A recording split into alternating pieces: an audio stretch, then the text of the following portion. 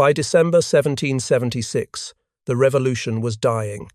Washington's Continental Army had suffered defeat after humiliating defeat, driven from New York by British forces that seemed invincible, and Hessian mercenaries who fought with ruthless professionalism that colonial militia could not match. The general who had been celebrated just months earlier for declaring independence now commanded fewer than 3,000 effective soldiers, most of them sick, starving, or preparing to desert when their enlistments expired at year's end.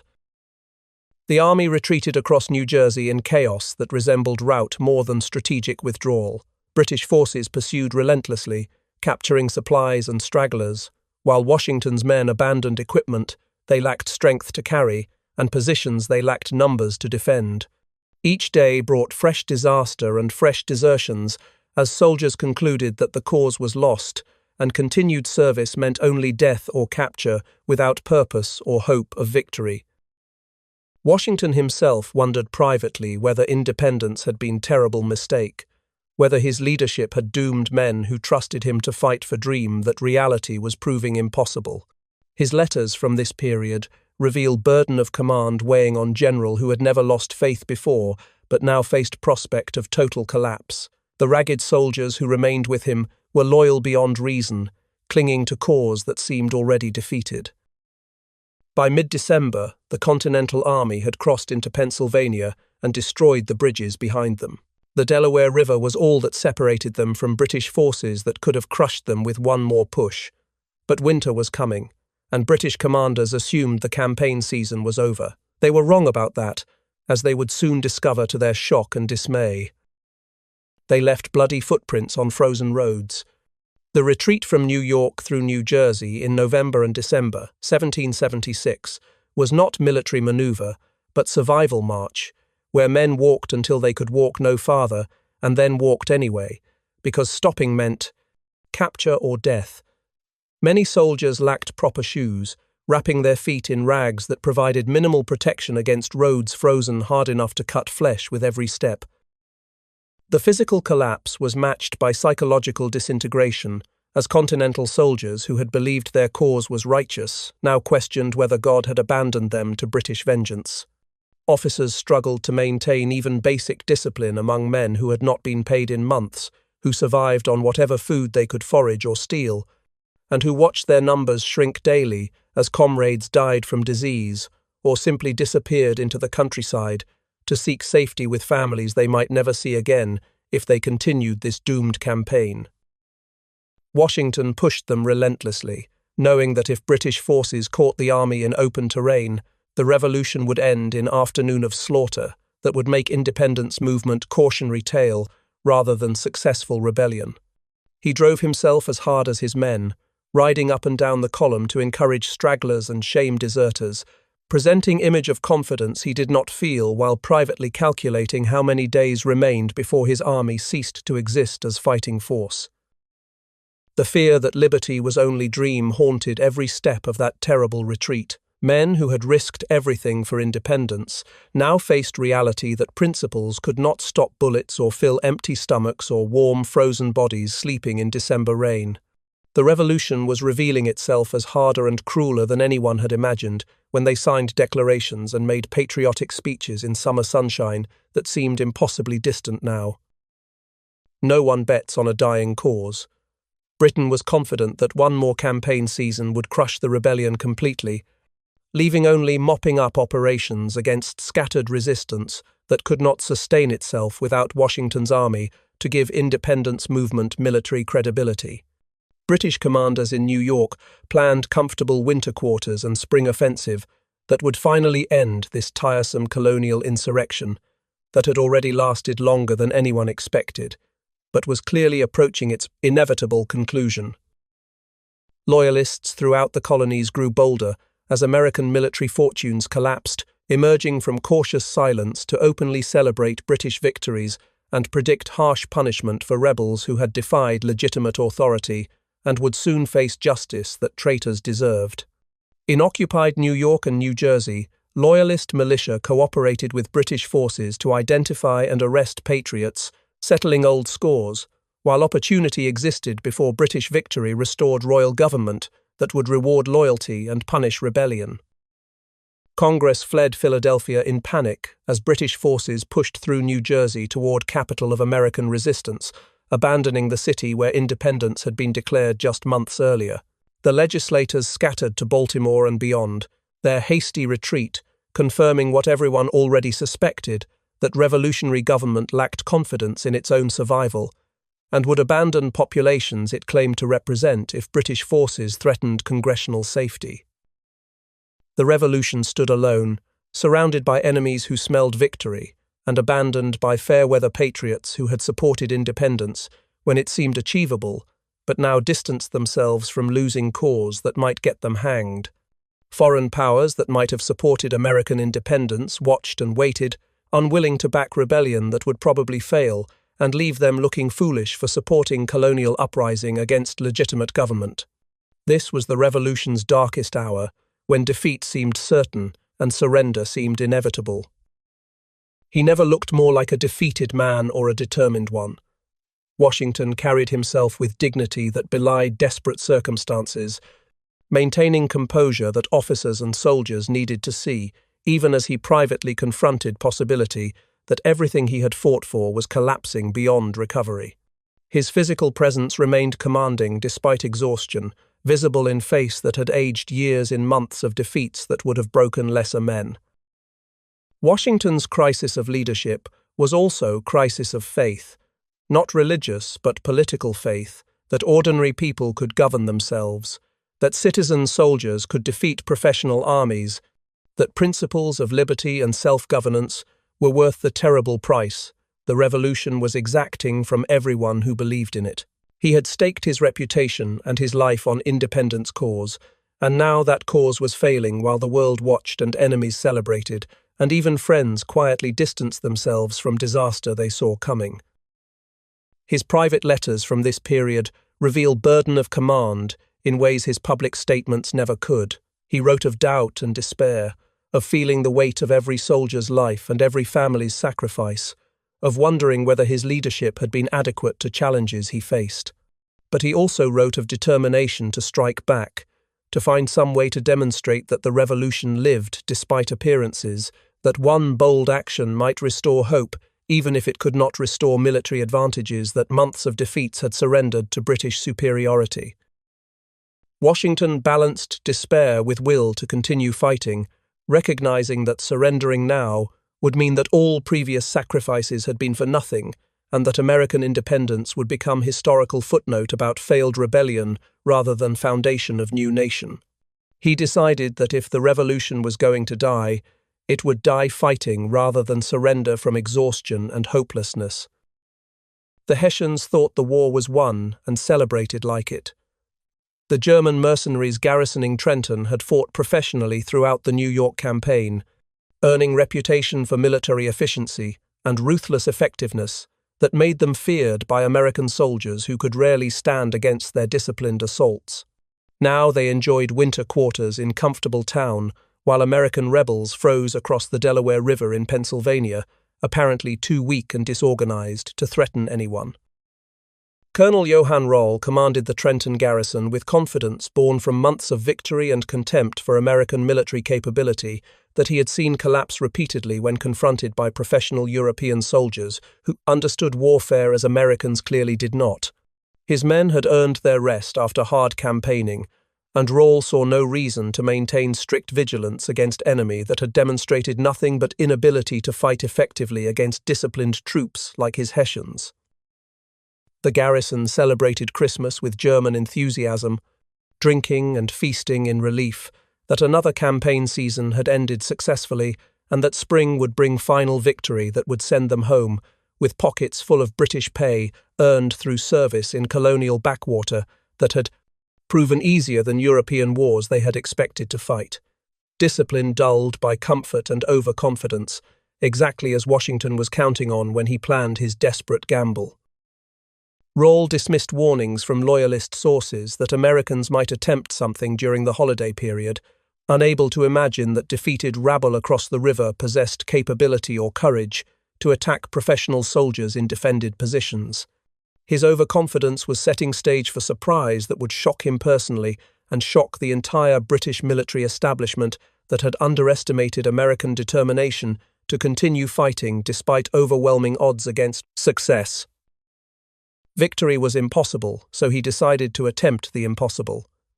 Washington understood that conventional military wisdom said his army should retreat further, preserve what strength remained, and hope that spring would bring reinforcements and French intervention that might balance British advantages. But conventional wisdom would mean watching his army dissolve as enlistments expired and soldiers went home convinced they had fought for losing cause. The decision to cross the icy Delaware and attack Trenton on Christmas night was born from desperation but shaped by strategic calculation. Washington needed victory, any victory, to restore morale and convince soldiers to re-enlist, and convince Congress that the revolution could still succeed, and convince French diplomats that American independence was achievable, goal worth supporting rather than doomed rebellion, heading toward inevitable collapse. Military success mattered less than psychological impact of demonstrating that Continental Army could still strike back. The audacity of the plan was its greatest strength and its greatest weakness. Crossing ice-choked river at night in winter storm, marching 9 miles through darkness, and attacking professional soldiers in defended town required perfect execution and extraordinary luck. Any failure, boats capsizing in crossing, men freezing during march, garrison alert and prepared, would mean disaster worse than retreat, would mean destruction of remaining Continental forces, and probable end of organized resistance to British authority. But Washington calculated that bold action offered better chance than cautious retreat, that soldiers would fight harder when attacking than when running, that surprise assault on overconfident enemy might produce victory that careful defensive campaign could never achieve. Timing and secrecy were essential. British could not know about attack until it was too late to reinforce Trenton or prepare proper defense. The plan was desperate gamble by general who had nothing left to lose except everything. The storm was their greatest enemy and their only ally. Christmas night, 1776, brought freezing rain and sleet that made crossing the Delaware nearly impossible, but also meant that Hessian sentries would be seeking shelter rather than maintaining vigilant watch for American attack that seemed unlikely even in good weather. Washington had chosen the timing precisely for this reason. The storm that threatened to destroy his crossing would also provide cover that might make surprise achievable despite all obstacles. The treacherous crossing began at sunset with men, horses, and cannon loaded onto Durham boats, normally used for hauling iron ore, but now pressed into service for most dangerous river crossing in American military history. Ice floes threatened to crush boats or sweep them downstream past landing point on New Jersey shore. Current was stronger than expected, wind was fiercer than hoped, and darkness was absolute, except when lightning illuminated chaotic scene of soldiers struggling to control boats that seemed determined to capsize or founder. Washington stood in lead boat, silent figure watching his plan unfold with agonizing slowness as boats made multiple trips back and forth across river that seemed wider with each crossing. Men were freezing, equipment was getting soaked, timing was slipping further behind schedule with every delay. The general said little, his presence communicating determination that words could not have conveyed better in storm that made conversation nearly impossible anyway. Every man who made it across knew the stakes of what they were attempting. This was not ordinary military operation but desperate gamble, where failure would probably mean death or capture, and where success would require marching and fighting after night of exposure that had already pushed many to edge of collapse, from cold and exhaustion. Every man who made it across knew they were gambling their lives on faith.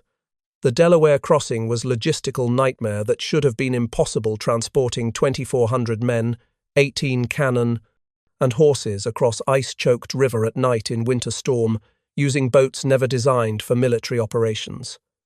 Officers shouted orders that soldiers could barely hear over wind and rushing water. Horses panicked and had to be calmed repeatedly. Cannon shifted dangerously in boats that rode low in water under weight they were straining to carry. The crossing took far longer than Washington had planned, stretching through night until assault that was supposed to begin before dawn could not possibly start until after sunrise, eliminating darkness that would have provided cover for approach to Trenton. This delay should have doomed the operation, giving Hessians daylight to spot approaching Americans and prepare defense that would have slaughtered Continental soldiers in open terrain. But Washington decided to proceed anyway, calculating that turning back now would be worse than pressing forward despite lost advantage of darkness. The moment immortalized in Emanuel Leutz's famous painting shows Washington standing heroically in boat surrounded by ice floes with American flag waving dramatically in background. The reality was even more brutal than romanticized. Art suggested men were terrified and freezing. Boats were barely controlled. Success seemed unlikely, and Washington himself must have wondered whether he was leading his army to glorious victory or catastrophic destruction. But they kept crossing because alternative was watching the revolution die without fight, because Washington's determination inspired confidence even when circumstances counseled despair, and because, having come this far, they could not turn back without attempting what they had risked everything to achieve through this terrible night. They moved through the storm like ghosts. The 9-mile march from Delaware Crossing Point to Trenton was ordeal that would have broken less desperate men. Sleet lashed faces and soaked through inadequate clothing. Roads were sheets of ice that made walking treacherous and artillery movement nearly impossible. Men slipped and fell and struggled to their feet and kept marching because stopping meant freezing and because they had crossed the river for purpose they still intended to achieve despite suffering.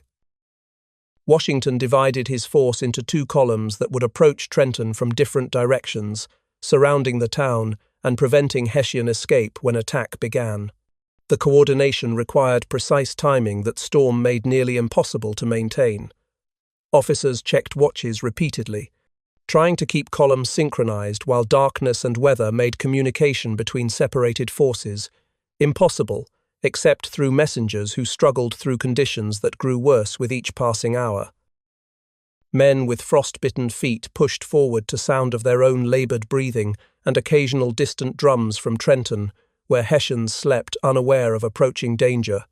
Some soldiers left blood on icy roads from feet that had frozen and thawed and frozen again until flesh split and bled with every step. Officers offered encouragement and threats in equal measure, keeping columns moving when men wanted nothing except to stop and rest and surrender to cold that promised peaceful sleep if they just lay down. The march seemed endless, each mile feeling like 10, each hour feeling like night would never end, and dawn would never come, and Trenton would never appear ahead through storm that obscured everything beyond a few yards. But Washington rode alongside his men, sharing their suffering, and somehow that made difference between collapse and continued advance toward battle that would determine whether this night's agony had any meaning. At dawn, the impossible happened. The Continental Army emerged from the storm at northern and southern edges of Trenton simultaneously, achieving surprise so complete that Hessians were still struggling into formation when American artillery opened fire and infantry charged into streets where confused German soldiers tried desperately to organize defense against assault. They had not expected and were not prepared to resist. Washington rode at the front, visible to his soldiers and to enemy, projecting calm amid chaos that swirled through Trenton's streets as Americans and Hessians fought in close-quarters combat where training mattered less than numbers and determination. His presence inspired soldiers who had doubted their ability to defeat professional troops. His confidence communicated that victory was achievable if they pressed attack, rather than allowing Hessians time to recover from initial shock and form proper defensive line. The fighting was ferocious but brief as American forces overwhelmed Hessian positions through weight of numbers and advantage of surprise that Rahl's overconfidence had made possible. Artillery commanded key intersections and prevented German attempts to form squares that might have held off American infantry. Officers shouted orders in German and English. Soldiers fired at close range, wounded, screamed, and smoke from cannon and muskets mixed with sleet to create confusion that favored attackers over defenders. For first time in months, Continental soldiers were winning battle against professional European troops. The psychological impact was immediate and powerful. These were not invincible supermen, but soldiers who could be defeated if attacked aggressively and surprised effectively. American army was finally striking back after months of retreat and defeat, proving to themselves and to watching world that revolution had fight left in it, despite everything. For the first time in months, the British line broke, not the American. Rawle attempted to rally his troops in Trenton's streets, shouting orders and organizing counterattacks that might have succeeded if his men had been prepared and if American assault had not achieved such complete surprise. He was mortally wounded, leading desperate charge, his death symbolizing collapse of Hessian defense that had seemed invulnerable just hours earlier when garrisons slept confident in British superiority. The capture of Trenton was complete within 90 minutes of first shot. Nearly 900 Hessian soldiers surrendered, their weapons stacked and their pride shattered by defeat they had not imagined possible. American casualties were remarkably light, a few wounded, none killed in combat, though several would die later from exposure during night march. The disparity in losses made victory even more impressive, and propaganda value even greater. The first clear victory for Continental Army was small in scale by European standards: single garrison captured, 1,000 prisoners taken, strategic situation unchanged. But psychological impact was colossal, reversing months of declining morale and renewed faith that revolution could succeed despite British military advantages. Washington's gamble had paid off spectacularly, vindicating his leadership and demonstrating that bold action could achieve what careful caution never would. Soldiers who had wondered that morning whether they would survive the day now celebrated victory that seemed miraculous given circumstances.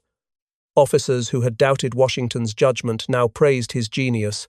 Congress in Baltimore received news with relief, bordering on disbelief, that defeated army had somehow won battle against professional troops.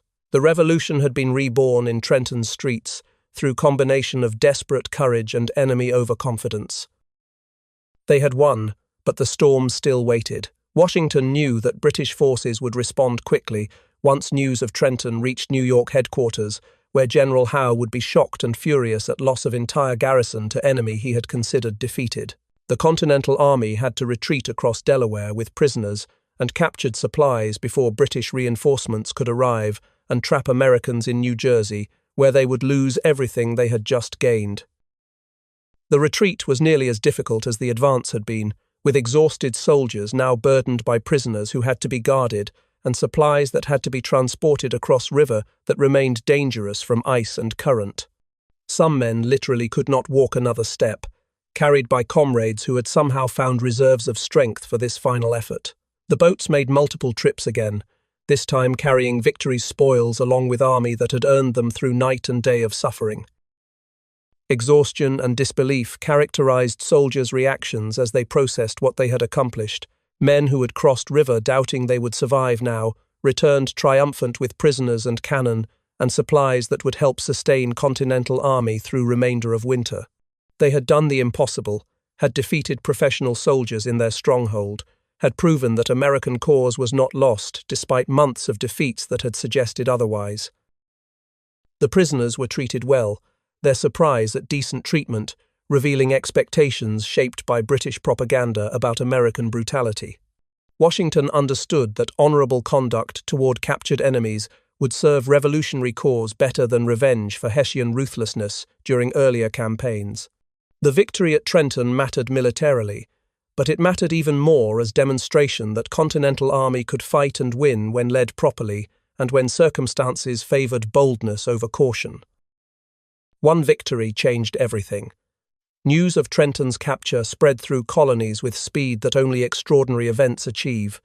Carried by express riders and printed in newspapers and discussed in taverns and churches, where Americans hungry for good news celebrated first clear success after months of depressing defeats. The psychological shockwave restored morale that had been collapsing under weight of British victories and American retreats that seemed to confirm revolution's inevitable failure. Recruitment surged as men who had been hesitant to join losing cause now enlisted in army that had proven it could win battles against professional soldiers. Veterans whose enlistments were expiring agreed to stay longer, persuaded by Trenton that their sacrifice might actually achieve independence rather than merely delay inevitable British victory. Congress found renewed confidence and began functioning more effectively. no longer paralyzed by defeatism that had gripped legislators watching military situation deteriorate. Washington's legend was born at Trenton in ways that previous leadership could not have created, because crisis and triumph combined to produce narrative of general who refused to surrender despite overwhelming odds, and who led his army to victory through courage and strategic brilliance. His reputation would never again face serious challenge from rivals who had questioned his abilities during dark days of November and December. Trenton made Washington indispensable to revolutionary cause. The turning of the tide came not through superior might but through will to continue fighting when continuation seemed pointless, through refusal to accept defeat as inevitable, through one bold stroke that changed psychological dynamics of entire conflict. British confidence was shaken for first time since war began. Loyalists grew quieter, less certain of British victory. European powers began reconsidering whether American independence might actually be achievable, and therefore worth supporting diplomatically and militarily. The general who would not quit struck again. Washington did not rest on Trenton victory, but immediately planned follow-up operation that would prove first success was not lucky accident, but beginning of sustained winter campaign that would drive British forces from New Jersey, and establish Continental Army as legitimate military force capable of conducting offensive operations. Princeton became target, held by British regulars who would be tougher opponents than Hessian garrison at Trenton. The Battle of Princeton on January 3, 1777, confirmed lessons of Trenton that aggressive action and good intelligence could overcome British advantages, that Continental soldiers could stand and fight when properly led and motivated. Washington again demonstrated personal courage that inspired his men, riding into thick of fighting when American advance stalled, rallying troops through visible leadership that turned potential retreat into successful assault that drove British from Princeton. The twin victories at Trenton and Princeton within 10 days completely reversed military and political situations that had seemed hopeless at end of December. British forces evacuated most of New Jersey, retreating to defensive positions around New York and abandoning interior that they had controlled through intimidation and loyalist cooperation. Continental Army established winter quarters at Morristown, with morale restored and confidence renewed that independence cause could succeed despite setbacks. The Revolution moved from survival to resurgence through Washington's winter campaign that demonstrated what determined leadership and bold strategy could achieve, even with limited resources and inexperienced troops. The momentum would not be permanent, more defeats and dark times awaited in years ahead. But the Revolution had survived its closest approach to total collapse, had proven it could endure and fight back, had established foundation for eventual victory that would come through perseverance rather than quick triumph. In that storm, a nation crossed its own Delaware. Trenton's enduring symbolism transcends military details to represent faith in impossible causes and courage in moments of deepest despair, when surrender seems rational and continued resistance seems futile. Washington's crossing became metaphor for American determination to achieve independence despite overwhelming odds, for willingness to risk everything on single desperate gamble, when careful calculation suggests preservation rather than bold action. The painting of Washington crossing Delaware that hangs in American imagination captures something true, even if details are romanticized, that leadership in crisis requires visible commitment that inspires others to follow into danger, that nations are born through moments of collective courage, when ordinary people attempt extraordinary things because they believe in cause larger than individual survival or comfort. Washington standing in boat represents that transformative leadership that makes difference between defeat and victory. Washington's leadership was redefined at Trenton from competent general managing difficult campaign to inspirational commander who could salvage victory from disaster through strategic vision and personal courage that soldiers would follow anywhere. His willingness to risk total destruction for chance at victory established template for American military leadership that valued boldness and initiative over cautious adherence to conventional wisdom about what was possible or prudent. The Revolution, reborn in darkest hour, became founding myth that Americans would invoke repeatedly in future crises when circumstances seemed hopeless, and victory seemed impossible. But determination and courage might still prevail if faith could be maintained long enough. Trenton taught that turning points come from will to continue fighting rather than from favorable circumstances, that moral victories matter as much as military victories when conflicts are as much psychological as physical. Washington had saved the revolution by refusing to accept its death. Thanks so much for watching. If you enjoyed this story, hit that like button, subscribe, and drop a positive comment below. It really helps the channel grow and keeps these stories coming.